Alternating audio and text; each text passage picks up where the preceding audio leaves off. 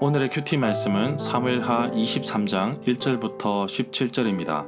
제목 다윗의 마지막 신앙 고백.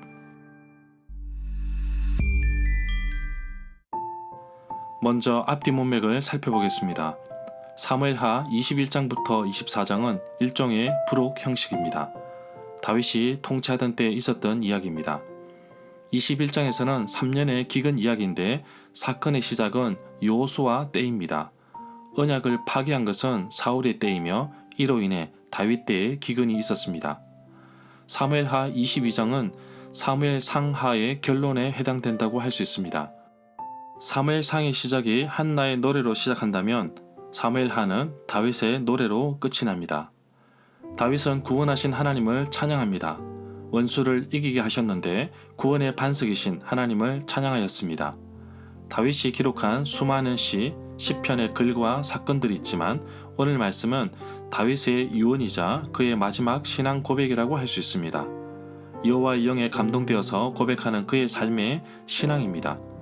다윗이 하나님의 인도하심 속에서 수많은 일들을 한 충성스러운 동료들의 이름을 기록하고 있습니다. 문단을 나눠보겠습니다. 1절부터 2절은 하나님의 영과 소통하는 다윗, 3절부터 4절은 의로운 왕의 조건, 5절부터 7절은 의로운 왕 다윗, 8절부터 12절은 새 용사, 13절부터 17절은 30명 중 3명.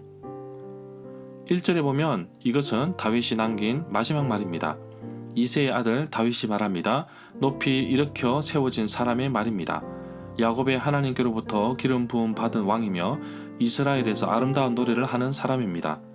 다윗이 야곱의 하나님께로부터라는 특별히 야곱을 기록한 이유는 바로 이스라엘의 시조라고 할 수 있기 때문입니다. 야곱의 하나님이라고 표현은 야곱과 그를 통하여 온 이스라엘을 뽑으시고 야곱과 그의 자손들에게 복을 주신 하나님에 대한 믿음의 표현이라고 볼 수 있습니다. 2절에 보면 다윗을 포함한 수많은 성경의 저자들, 하나님의 일꾼들은 하나님의 영에 감동되어 말씀을 기록하고 선포하였습니다.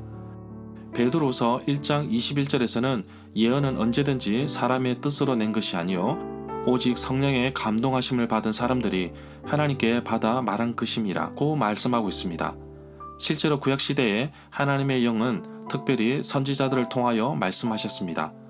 3절부터 5절에 보면 다윗의 마지막 말인데 유언이라기보다는 하나님께서 다윗에게 말씀하시고 세워주셨던 언약의 말씀으로 이해할 수 있습니다. 하나님과 더불어 세운 언약은 사무엘하 7장 11절부터 16절에 기록되어 있습니다. 다윗과 그의 가문, 왕가와 맺은 영원한 언약이라고 합니다. 8절부터 11절에 보면 다윗과 함께한 용사들의 이름은 이러합니다. 첫째는 다그몬 사람은 세 용사의 우두머리였습니다. 이 사람은 800명과 싸워 그들을 한 번에 쳐 죽인 사람입니다. 세 용사 가운데 둘째는 도도의 아들 엘르아살입니다. 그때 엘르아살이 혼자서 블레셋 사람 군인들을 쳐 죽였는데 나중에 손이 피곤하여서 손이 굳어져서 손이 칼에 붙기까지 했습니다. 그날에 여호와께서 엘르아살에게 크게 이기도록 승리를 주셨습니다. 세 용사 가운데 셋째는 하랄 사람 아게의 아들 삼마였습니다. 개역 개정 성경에서는 11절에 녹두나무라고 번역되어 있는데 다른 번역본에서는 팥밭이라고 번역하였습니다. 공동 번역 개정입니다. 다른 성경에서는 렌틸콩으로 번역하였습니다. 킹 제임스 버전 ASB, ESV. 팥이 가득 심겨진 팥밭에 블레셋 군대가 집결한 것으로 보면 되겠습니다. 13절부터 17절에 보면 곡식을 수확할 때 블레셋의 군대의 한 무리가 르바임 평원 골짜기에 진을 쳤습니다. 이때 30명의 특별한 부대 소속 사람들 가운데 세 용사가 아둘람 동굴로 다윗을 찾으러 갔습니다. 다윗이 아둘람 굴에 있을 때에는 사무엘상 21장 1절 상황입니다. 다윗이 아둘람 동굴에 있을 때 다윗과 함께한 사람이 400명 정도 되었습니다. 블레셋 사람들이 르바임 골짜기에 진을 친 것은 사무엘하 5장 18절 상황입니다. 이때 다윗이 여호와께 묻고 전쟁을 한 곳인데 바알 브라심이라고 불렀습니다. 그때 다윗은 요새 산성에 있었고 블레셋 군대의 진은 베들레헴에 있었습니다. 다윗이 간절히 소원을 말하였는데 베들레헴 성문 곁에 있는 우물물을 길어다 줄 수 있는지 묻자 세 용사가 블레셋의 진을 뚫고 돌파하여 지나서 베들레헴의 성문 곁에 있는 우물물을 길어 가지고 와서 다윗에게 바쳤습니다. 그러나 다윗은 그 물을 마시지 않고 길어온 물을 여호와께 부어 드렸습니다. 다윗 자신을 위해 죽음을 불사하고 용감히 물을 길어온 용사들을 보면 갈증을 해소하기 위해 물을 마시지 않고 그들을 지켜주신 여호와께 귀한 물을 드린 것으로 봅니다.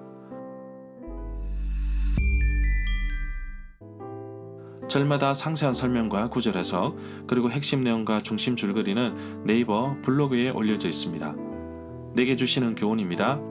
하나님의 영에 충만한 다윗은 하나님과 소통하며 하나님의 뜻에 따라 나라를 이끌려고 합니다.